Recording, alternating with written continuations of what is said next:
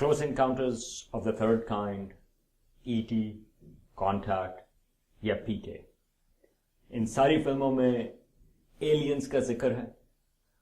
Aliens का अक्सर जिक्र हम फिल्मों में देखते हैं या साइंस फिक्शन में, मगर एस्ट्रोनॉमर्स और साइंसदानों का ख्याल भी ये है कि हमारी कायनात में, हमारी अपनी कहकशां में शायद इंटेलिजेंट लाइफ मौजूद है. साइंटिस्ट ये क्यों सोचते हैं? आइए मेरे साथ साइंस के अड्डे पे हम इसकी और बात करते हैं.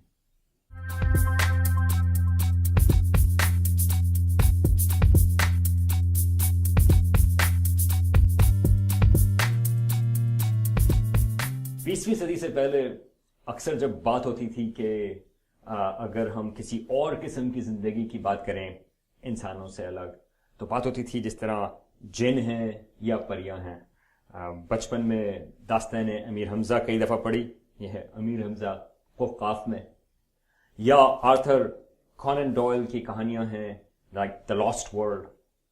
उन सब में मुख्तलिफ किस्म की जानदार हैं, मगर ज़मीन के ऊपर, ऐसी जगहों पर जहां पर इंसान अभी तक गए नहीं. अब 20वीं सदी और 21वीं सदी की जब हम बात करते हैं तो ज़मीन तो तकरीबन काफ़ी हद तक एक्सप्लोर हो चुकी. अब बात होती है कि अगर कोई इंटेलिजेंट लाइफ है इंसानों से भी ज़्यादा या मुख्तलिफ किस्म की, वो है किसी और प्लैनेट के ऊपर. लेकिन ये आइडिया सिर्फ फिक्शन का नहीं, बल्कि 19वीं सदी में दो एक मेजर डिस्कवरीज थी जिसकी वजह से एस्ट्रोनॉमर्स का ख्याल है कि ये दरअसल एक साइंटिफिक टॉपिक है. कौन सी डिस्कवरीज थी? एक थी स्पेक्ट्रोस्कोपी की. स्पेक्ट्रोस्कोपी क्या बताती है? एस्ट्रोनॉमर्स के लिए काफी सारी मजबूरियां हैं. एस्ट्रोनॉमर्स बात तो बहुत आसमानों और सितारों की करते हैं, लेकिन उनकी मजबूरी भी है. जियोलॉजिस्ट होते हैं, उनको अगर कोई चीज स्टडी करनी होती है, उन्होंने पत्थर लिया और उसको वहां पे लैब में ले गए, या पहाड़ों को स्टडी किया, आप जमीन के ऊपर ही हैं. केमिस्ट्री वाले हैं, उन्होंने जो है वो कोई एक्सपेरिमेंट्स करने हैं, वो भी सैंपल्स जो हैं वो लैब पे कर सकते हैं. एस्ट्रोनॉमर्स की मजबूरी ये है कि जो फासले हैं वो इतने ज्यादा हैं कि सैंपल्स को जमा करना बहुत मुश्किल है. तो एस्ट्रोनॉमर्स के लिए जो वाहिद टूल है वो है लाइट. और लाइट बहुत मुख्तलिफ किस्म की इंफॉर्मेशन दे देती है. तो एक की चीज 19th सेंचुरी में ये पता चला कि अगर आप टेलीस्कोप के पीछे एक स्पेक्ट्रोस्कोप लगाएं, ये एक फैंसी काम है. स्पेक्ट्रोस्कोप का क्या नाम है? स्पेक्ट्रोस्कोप खाली ये है कि जिस तरह वो प्रिज्म होता है, जिस तरह वो न्यूटन के एक्सपेरिमेंट्स की बात करते हैं, प्रिज्म लिया, रोशनी आई, प्रिज्म में से आगे गई और उसमें मुख्तलिफ रंग बदल गए. तो उसी तरह की चीज आप टेलीस्कोप के पीछे भी लगा सकते हैं. जब वो मुख्तलिफ रंगों के हिसाब से पता ये चला 19वीं सदी में कि आप मुख्तलिफ किस्म के एलिमेंट्स आइडेंटिफाई कर सकते हैं. Hydrogen, helium, carbon, oxygen, nitrogen, lithium, beryllium, iron, magnesium वगैरह वगैरह वगैरह. इन सब के एक खास सिग्नेचर है. ये मेरे पास यहां पे पीछे एक सिग्नेचर है, तस्वीरें हैं. यहां पे ऊपर जो है एक स्पेक्ट्रम है हाइड्रोजन का, हीलियम, कार्बन, नाइट्रोजन. ये आपको बताती है कि अगर आप इस किस्म की चीज कहीं पर देखें, इस किस्म की लाइनें आपको नजर आ रही हो, तो वो आपको ये बताएगी कि यहां पर हाइड्रोजन मौजूद है या यहां पर कार्बन मौजूद है वगैरह वगैरह. और ये एक इंपॉर्टेंट सवाल था एक एस्ट्रोनॉमर्स के लिहाज से. हम किसी और सैयारे पर तो अभी नहीं जा सकते, किसी और दूसरे सोलर सिस्टम की तो बात दूसरी है, लेकिन हम यहीं पे बैठ के, जमीन पे बैठ के टेलीस्कोप के जरिए ये पता कर सकते हैं कि वो किस चीज की वो चीजें बनी हुई हैं. लाइट के जरिए, इस स्पेक्ट्रोग्राफ के जरिए. मेरे पीछे इस वक्त ये हमारे सूरज का स्पेक्ट्रम है. इसमें बहुत सारी लाइंस नजर आ रही हैं क्योंकि सूरज की लाइट को हम बहुत डिटेल में देख सकते हैं. सूरज जो है हमारा सबसे करीबी सितारा है. तो जब ये सवाल पैदा होता है कि जब हम इंटेलिजेंट लाइफ की बात कर रहे हैं, किसी और जगह मौजूद है या नहीं, तो सबसे पहला सवाल ये आता है कि क्या हमारा सूरज کیا کسی ایسی خاص چیز سے بنا ہوا ہے کہ کہیں اور کائنات میں یا ہماری کہکشاں میں ایسی چیز موجود ہی نہیں؟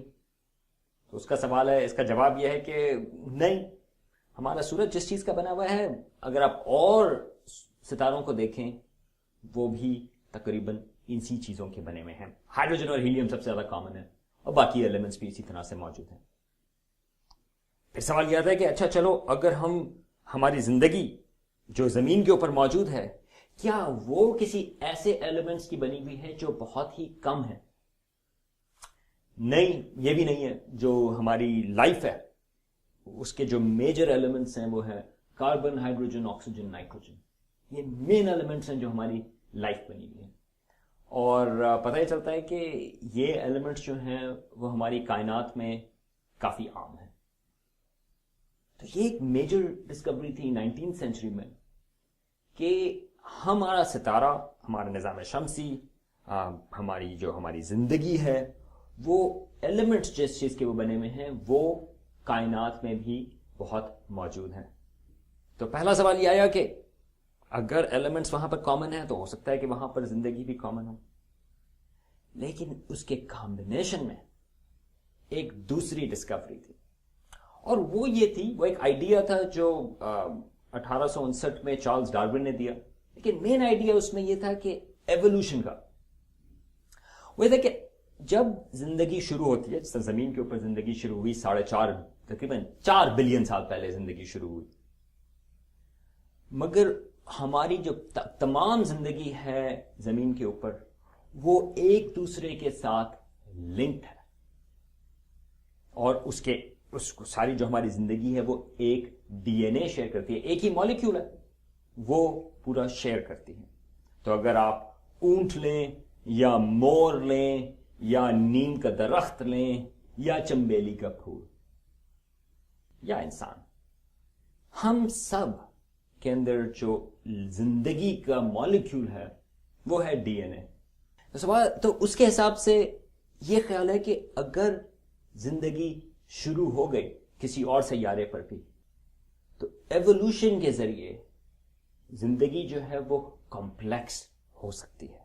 زمین کے اوپر زندگی شروع ہوئی تھی سنگل سیل، اور اس کے تقریباً 3.5-4 بلین سال کے بعد آپ دیکھیں کہ مختلف قسم کی زندگی کی ڈائیورسٹی موجود ہے، جس میں انسان بھی شامل ہیں. یہ جس طرح ہم یہاں پر اسٹوڈیو ہے، انسانوں نے یہ اسٹوڈیو بھی بنایا وغیرہ وغیرہ. تو کیا کسی اور سیارے پر ایسے ایلیمنٹس موجود ہیں جس کی زندگی ہے، اور کیا وہاں پر ایوولوشن کمپلیکس لائف فارم تک جا سکتی ہے، اور کیا وہ کمپلیکس لائف فارمز ٹیکنالوجی بنا سکتی ہے؟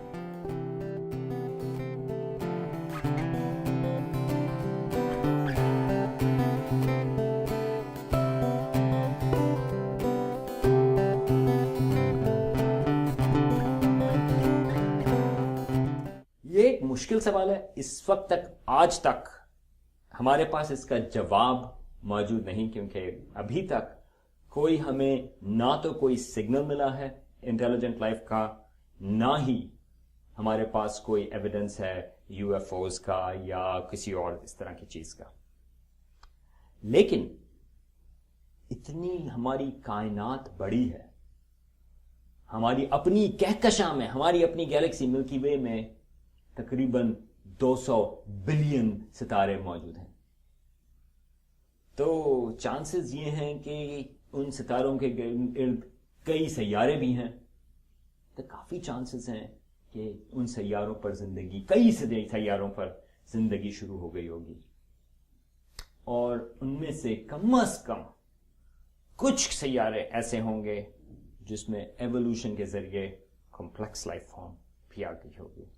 اور ان کمپلیکس لائف فارمز میں کافی چانسز ہیں کہ کچھ ہو سکتا ہے اس میں ٹیکنالوجی بھی انہوں نے ڈیولپ کی ہو.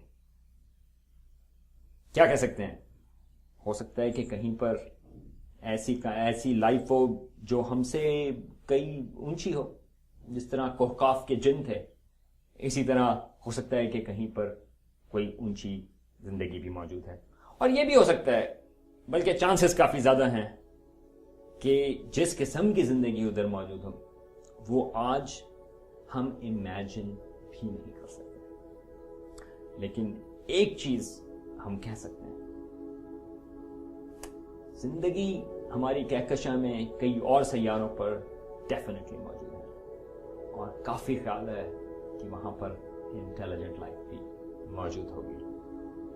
یہ آئیڈیا آج ایک سائنٹیفک آئیڈیا یا سائنسی آئیڈیا ہے. آئیے انتظار کرتے ہیں، شاید ہمیں اس کا پروف بھی مل جائے، یا تو ان کے ریڈیو سگنلز پہ یا کسی اور ذریعے پہ. لیکن آج تک ہمیں نہیں ملا، لیکن ہم انتظار کر رہے ہیں. میں ہوں یہاں پر سلمان حمید، سائنس کے اڈے کے ساتھ.